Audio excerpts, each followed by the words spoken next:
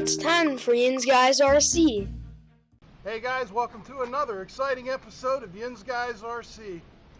This is Paul. I'm out at the field with Jeff Wilson. We're going to fly some planes tonight and talk a little bit about summer fly-ins. What are the good ones? What ones do you like? What do you plan on going this summer? For instance, I know I plan on going to one up in Trumbull County on June 1st. What's the name of that club? The Flying Arrows. The Flying Arrows.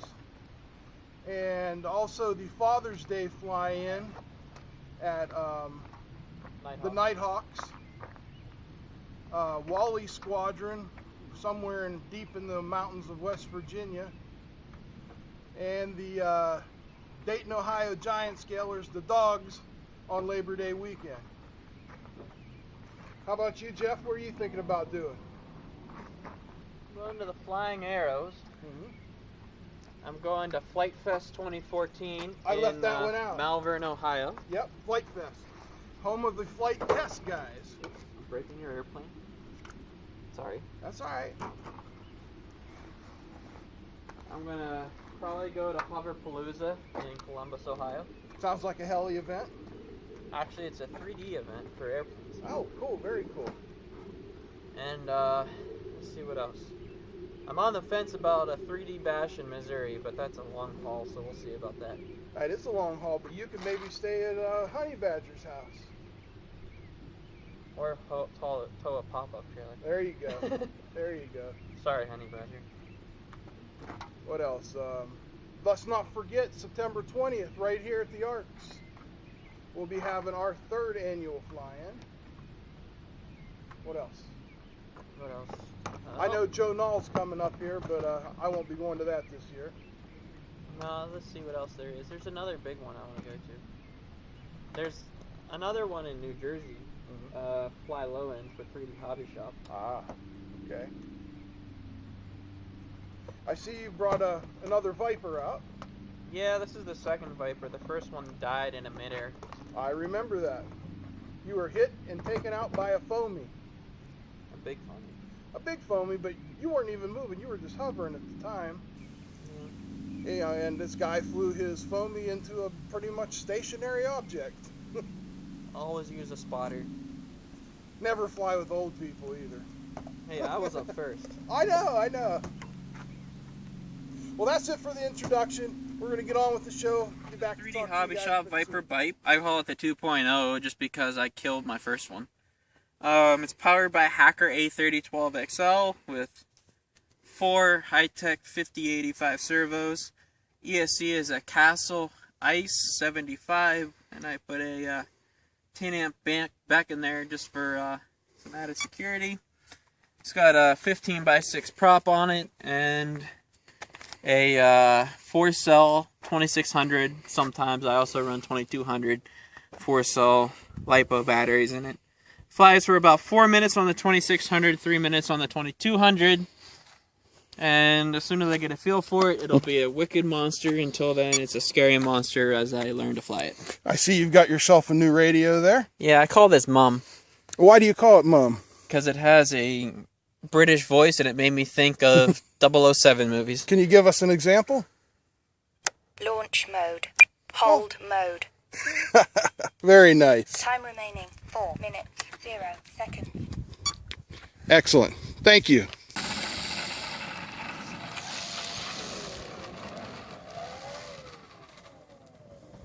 Timer cleared. Normal mode.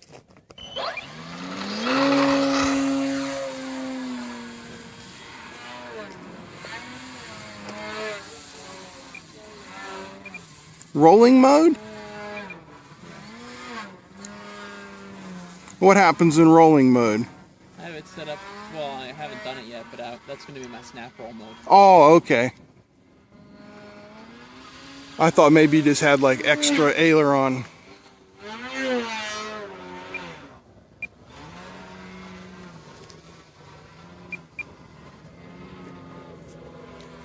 should balance the prop. Always balance your prop, folks. Every time.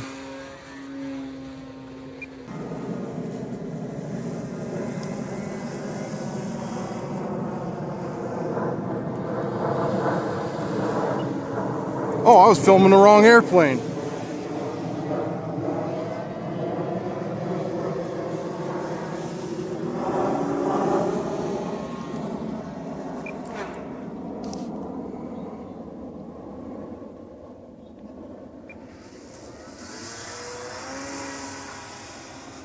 Right now my 3D mode and rolling mode are the same. I haven't set up my snap roll yet.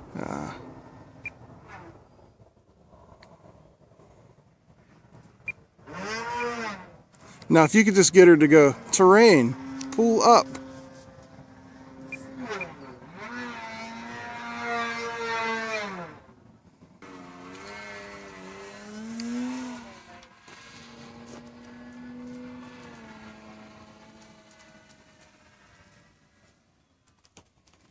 Coming in? Yep. It's starting to rain.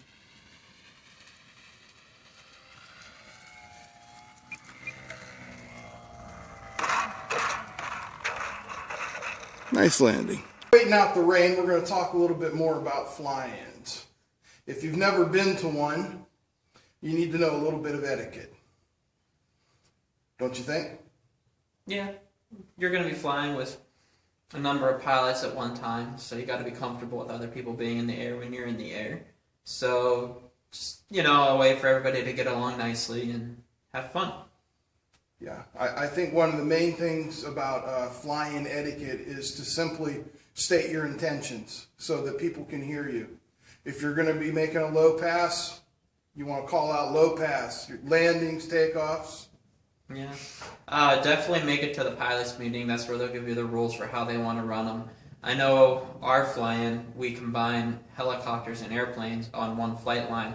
And those of you who've been to mixed fly-ins like that know challenges of that. And the way we work it is we have a rotation where sometimes the airplanes get the airspace, and then after so much time, we have all the airplanes land and the helicopters get the airspace, and then vice versa. But you wouldn't know that unless you made it to our pilot meeting. So that's a big deal, is make it to the pilot meeting. It might be early in the morning, but that's something you definitely want to make it to, so you know the rules of the club, you know how that club operates. Always fly with a spotter as well. Never even think about flying if you don't have someone to spot for you. I haven't been to a fly-in yet where a spotter wasn't required. Right. Most fly-ins anymore require you to fly on 2.4. I know a lot of them. I know Joe Knoll, Seth, all the big ones, they don't allow you to fly on FM. A lot of other ones, just because it's hard to run an impound with that many people. Other clubs, they might allow it, so, make sure you double check if you're flying FM, make sure you double check with the club you want to go to the fly-in, make sure they're going to allow you to fly FM. If they have a good system set up, I don't see why it'd be a problem, but, it never hurts to double check. Also, if it's a bigger fly-in and you have a lot of DSM-2 receivers, be a little careful of the other people in the air, because those DSM-2 receivers, they operate on 2 channels at a time, unlike DSM-X and Fast and a lot of the other protocols that channel hop.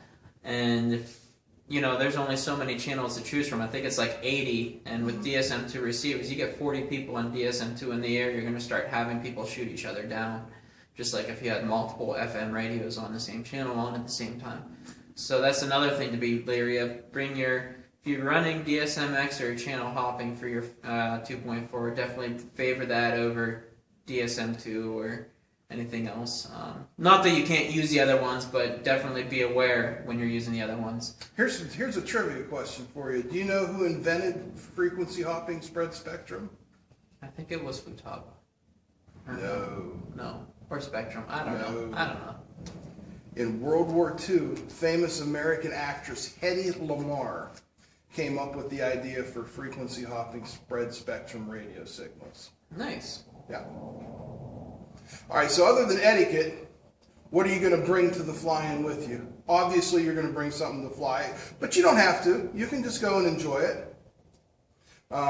If you or a buddy have a small card table, that always helps, because they're likely the club you'll be flying at won't have enough setup tables for everyone. Almost certainly they won't. So definitely bring a small card table if you or a buddy has one. Paul and I, we tend to share one. We talk about what each other are bringing. Like, one of us brings a deep cycle marine battery, the other will bring a table or an easy up canopy if you have one. If you don't, that's no biggie. You can sit in the sun, just bring sunscreen. But The canopy's nice.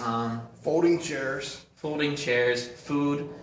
Some fly-ins have food, some don't. Almost always it'll cost money. So definitely a bag of chips or something to munch on, fruit, whatever. Just something to have throughout the day because you're gonna realize you're gonna get there in the morning, and then at the end of the day when the sun's going out, you're gonna realize, wow, I've been here all day. I haven't eaten anything. I haven't drank anything, and that's when it's gonna be. No wind, of course.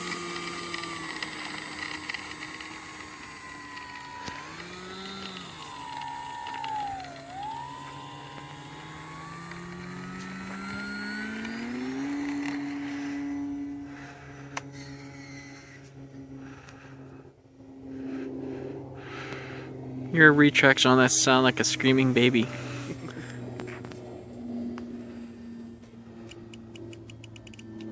Why do all my planes need trim change today? So you flew them in wind yesterday. I didn't fly this yesterday. Did the X8 randomly lose its trim when you update it?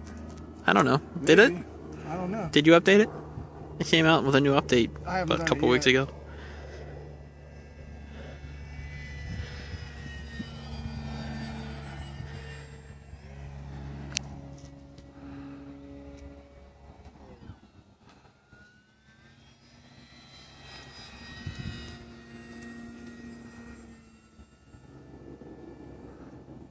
At least there's no sun to fly into tonight. That's always nice.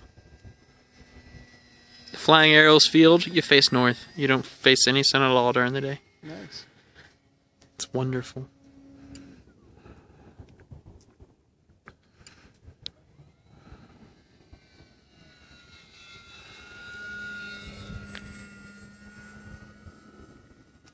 Oh, I know why. I didn't shove the battery as absolutely far as it could possibly go. So you're aerobatically neutral. I'm well, I got. Or you're tail heavy. Yeah, I've got full down trim and it still wants to climb. You're tail heavy.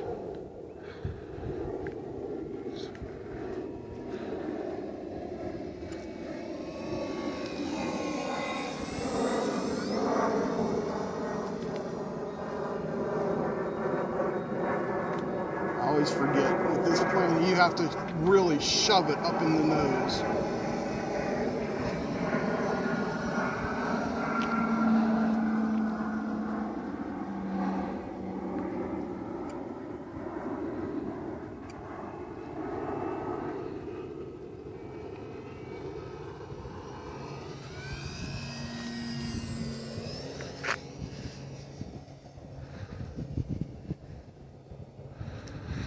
I'm also thinking for a scale contest, I'm going to make a flying requirement. I believe that's a fantastic idea. That way we don't get a whole bunch of hanger queens from people who can't fly. Right. Like, I guarantee you, if Harry brought out his Stinson Reliant, it would win. But he's told me many times, this plane will never fly. See, that's not fair to the people who actually take the risk and put the planes in the air. I agree 100%. Because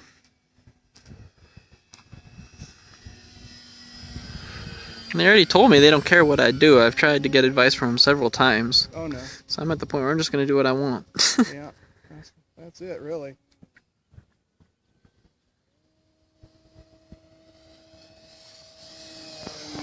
Like, this could probably win for foam small. Yeah. Alright, this trim's driving me nuts. I'll bring her in.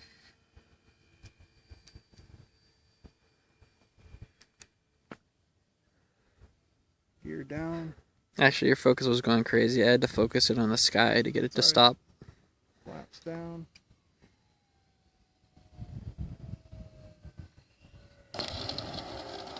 Good landing. It was, and by no fault of my own.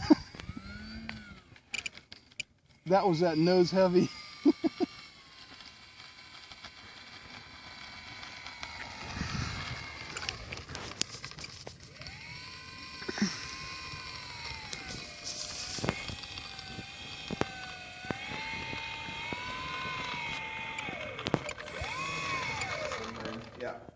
bring a cooler.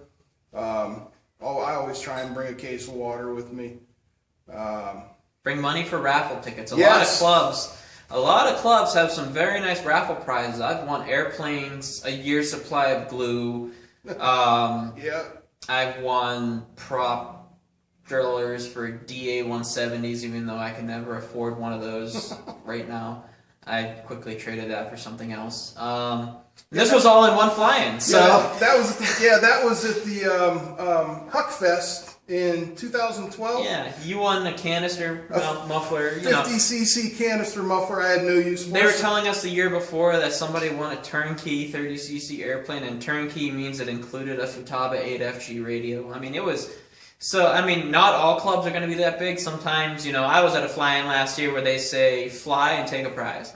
And then I was at another fly-in last year where if you buy a raffle ticket, you could win a mini scooter. And I know the Flying Arrows, raffle tickets could enter you to win a ready-to-fly Striker. So, they also have a 1SI and a few other things they're raffling off. So definitely bring money for raffle tickets. Yeah, be prepared also to pay a donation to the club or just an admittance fee. Yeah, some of them have landing fees, some of them have donations. I know Wally's last year down in West Virginia at the Wally Henderson Memorial, they actually had a free ham dinner for us Saturday night. And you definitely, they're doing something like that. You definitely want to toss a few dollars their way or several dollars their way just because that can't be cheap. And they just give that to you free of charge just for showing up. And it's also a free fly-in. So, you definitely want to donate something to their club for a free fly-in where they're feeding you like that. Any fly-in, even if there's no admittance, there's a lot of work and planning that goes into it. I know the fly-in that I run, which I would call a small fly-in, it takes a year. I mean, I start planning after the first one ends, I start planning and working on the next one. So even if you don't see a donation bucket, find the president of the club, find a representative and say, hey, I just want to throw you a few bucks. This is a great fly-in. Yeah, definitely. So other than respect the rules, be prepared. Camping gear. Some fly-ins are multiple day events. I know the Wally Henderson Memorial in Summersville, West Virginia, that starts on a Thursday and runs all the way through to a Sunday. I'm actually in talks to possibly borrow a pop-up trailer to go down. If not, I'll be pitching a tent and camping out. They're going to have bonfires at night. They have fireworks at night. And in fact, if you have an airplane you don't care about, they'll let you fly it in the fireworks. So definitely have an airplane that you're not attached to for some fly-ins like that, because for things like that, you don't want to fly your masterpiece or the Cadillac of your fleet. You want to fly your piece of junk that just happens to fly and you have a ball with, but if it goes in, you couldn't care less for that kind of flying. Be prepared for night flying. Have a plane that you can see in the dark for night flying, because that's always fun. Last year I didn't take any night flyers to Wally's, and I was kind of bored after the sun went down and I had to watch everybody and couldn't fly anything myself.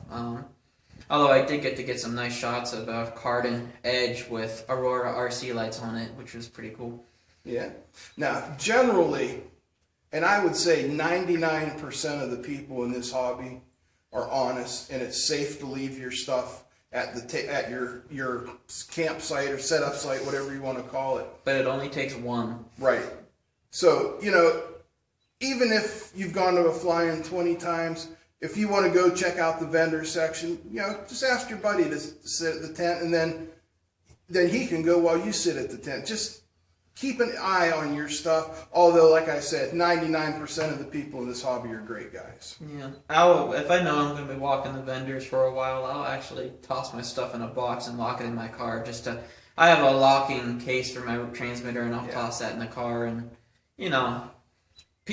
most of the people you meet at a fly-in will be no problem, but you get one spectator who's up to no good. I've run into one or two.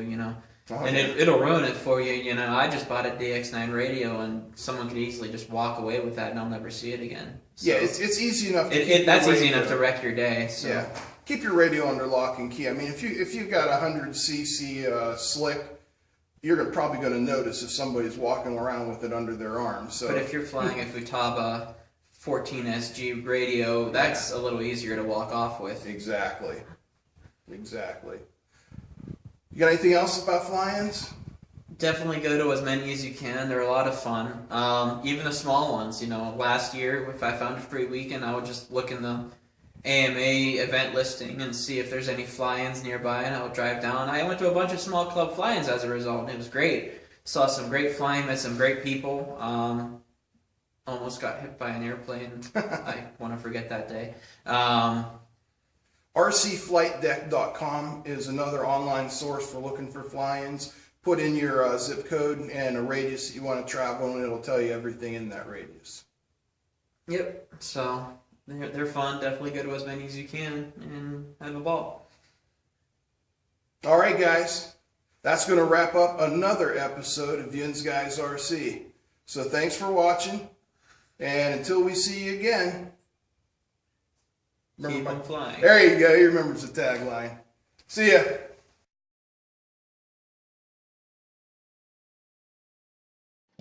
And thanks for watching, and get out of here.